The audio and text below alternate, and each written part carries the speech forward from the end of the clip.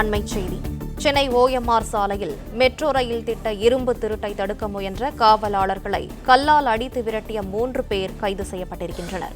கூடுதல் விவரங்களை செய்தியாளர் கதிரவன் வழங்க கேட்கலாம். கதிரவன், வணக்கம். மேலும் விவரங்களை சொல்லுங்க.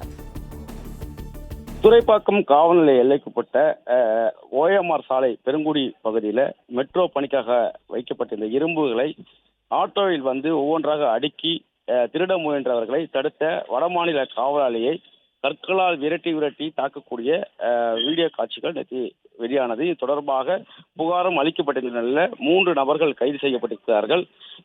குறிப்பாக ஆட்டோ ஓட்டுநர் முத்து, அவரது நண்பராக கூடிய சரத்குமார், மணிகண்டன் ஆகியோரை போலீசார் கைது செய்திருக்கிறார்கள்.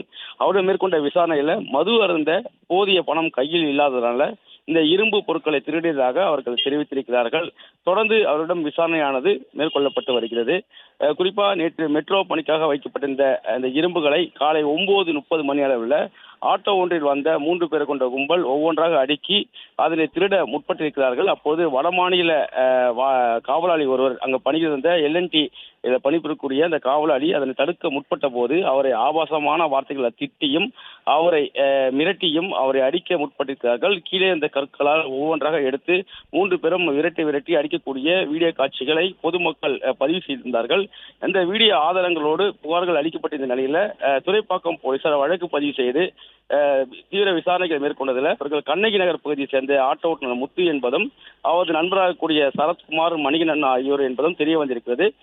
கைதானவர்கள் காவல் நிலையத்துக்கு அழைத்து விசாரணை மேற்கொண்டதில் இந்த மது அருந்த போதிய பணம் இல்லாதனால இது போன்ற திருட்டு ஈடுபட்டதாகவும் தெரிய வந்திருக்கிறது.